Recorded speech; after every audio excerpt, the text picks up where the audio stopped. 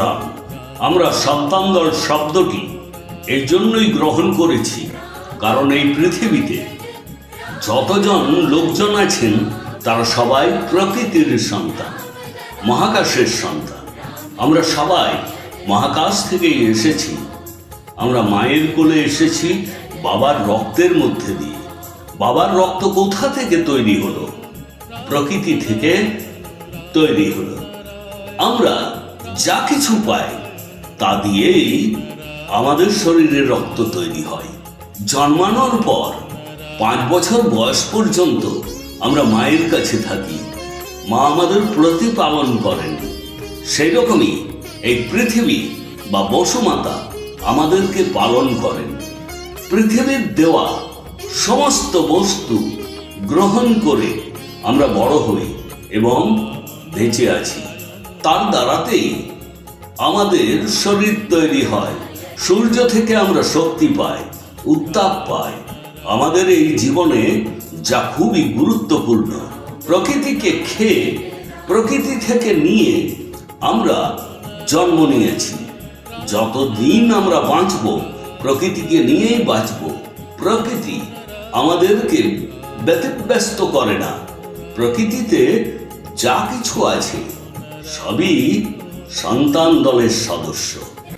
আমরা সবাই প্রকৃতি থেকে এসেছি। আমরা সবাই প্রকৃতির অংশ। তাই প্রকৃতির সমস্ত কিছু নিয়ে আমাদের গুরুদেব সন্তান দল তৈরি করেছেন। আমি আগেও বলেছি যে গৌরাঙ্গ মহাপ্রভু বলেছিলেন সর্বশক্তিমানকে। আপনারা যেখানেই গৌরাঙ্গ মহাপ্রভুর মূর্তি দেখবেন সেখানেই দেখবেন তিনি মহাকাশের দিকে হাত উঁচিয়ে আছেন। এর অর্থ তিনি মহাকাশকে হরে কৃষ্ণ হরে রাম বলেছেন, অর্থাৎ হরণ করা ও ধারণ করা। মহাকাশের একদিকে রাম ও একদিকে কৃষ্ণ। মহাকাশ আগেও ছিল, এখনো আছে, ভবিষ্যতেও থাকবে।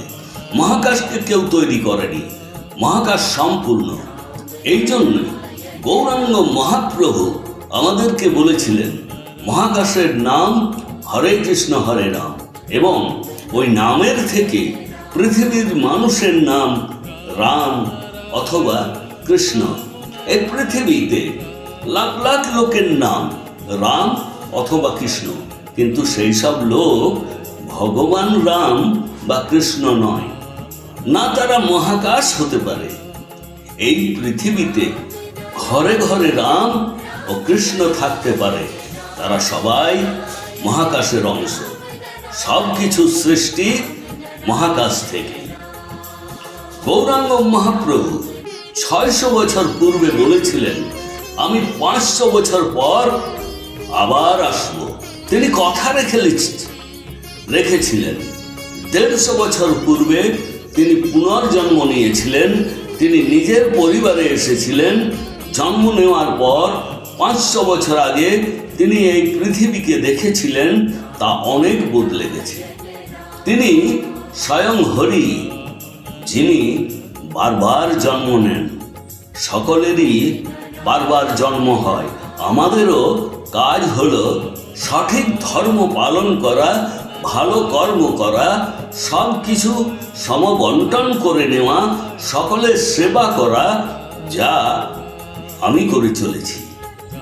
আর এই কারণে আমরা পার্ট অফ গুরু, ঈশ্বরের অংশ।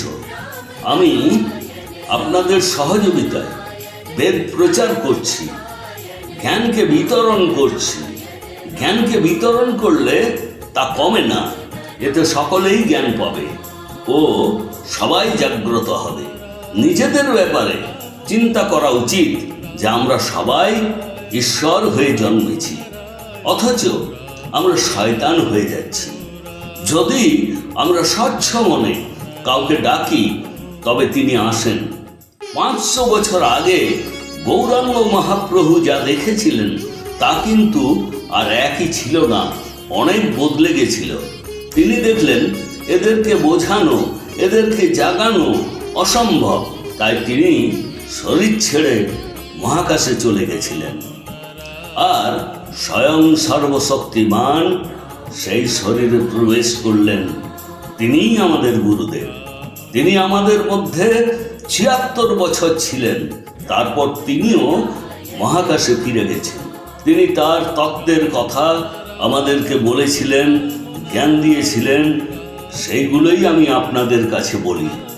আমার কর্ম, আমার ধর্ম, আত্মত্যাগের কথা আপনাদেরকে বলি। আমাদের লক্ষ্য সকলকে জাগানো ও সঠিক রাস্তায় নিয়ে যাওয়া। সকলে একটাই পরিবারের অংশ, সেটাই হচ্ছে একান্নবর্তী বিশ্ব পরিবার।